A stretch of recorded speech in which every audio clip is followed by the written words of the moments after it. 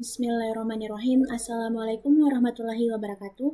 Perkenalkan, nama saya Nur Aulia dengan NIM 2203041 dari kelas RMIKA tahun 2022. Di video ini saya akan mencoba menjelaskan normalisasi pada rancangan sistem. Baik, langsung saja. Di sini saya akan mencoba menjelaskan apa itu normalisasi. Normalisasi adalah sebuah kegiatan perancangan pada sistem guna untuk menyederhanakan basis data dari database.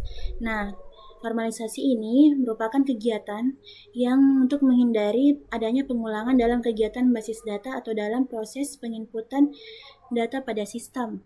Nah, kegunaan atau manfaat dari normalisasi ini yaitu untuk menghemat ruang penyimpanan, kemudian mengefisiensikan waktu kerja, dan memudahkan pencarian data. Nah, pada normalisasi ini kita akan menyederhanakan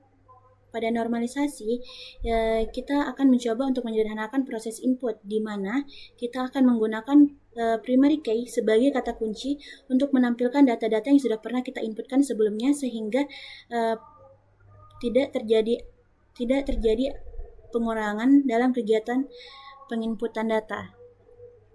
Baik, di sini saya sudah membuat rancangan formulir identitas pasien. Pada formulir ini saya akan menginputkan data-data tentang identitas pasien, di mana ada nama rekam medis, nama pasien, tempat lahir, tanggal lahir, jenis kelamin, agama, alamat, nomor telepon, golongan darah, pendidikan, status, dan jenis pembayaran yang akan digunakan. Di sini juga saya menambahkan tombol inputnya.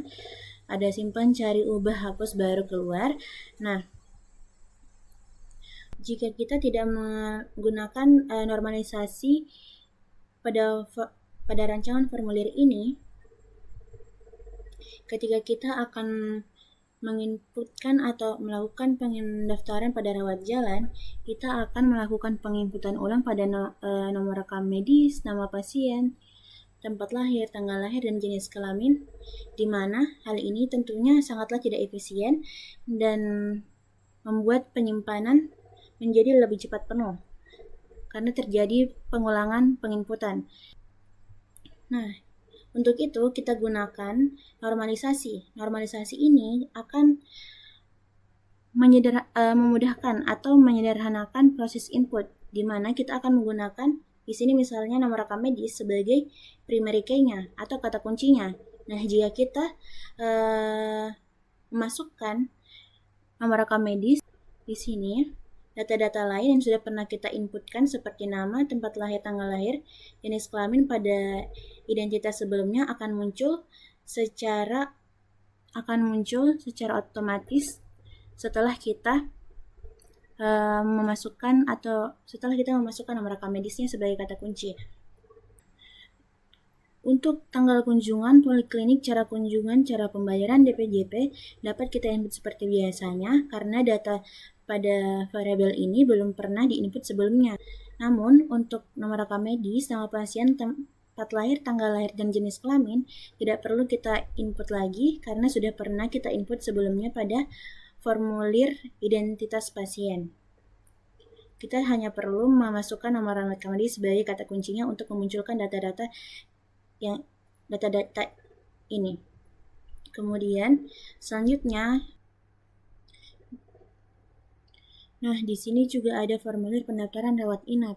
Sama pada formulir pendaftaran rawat jalan sebelumnya, di sini kita juga hanya perlu memasukkan nomor rekam medis untuk memunculkan data-data yang sudah pernah kita input sebelumnya, yaitu seperti nama, tempat lahir, tanggal lahir, dan jenis kelamin pada formulir pendaftaran rawat inap, sehingga tidak terjadi penginputan ulang yang membuat penyimpanan itu menjadi lebih cepat penuh atau terjadi penyimpanan double. Nah, untuk tanggal masuk, keluhan utama, diagnosa awal, riwayat penyakit, riwayat operasi, riwayat pengobatan, ruang perawatan, kode kamar, dan DPJP kita perlu input seperti biasanya karena data-datanya belum pernah tersimpan sebelumnya pada sistem. Baiklah, itulah yang dapat saya jelaskan mengenai normalisasi pada perancangan sistem. Sekian dan terima kasih. Wassalamualaikum warahmatullahi wabarakatuh.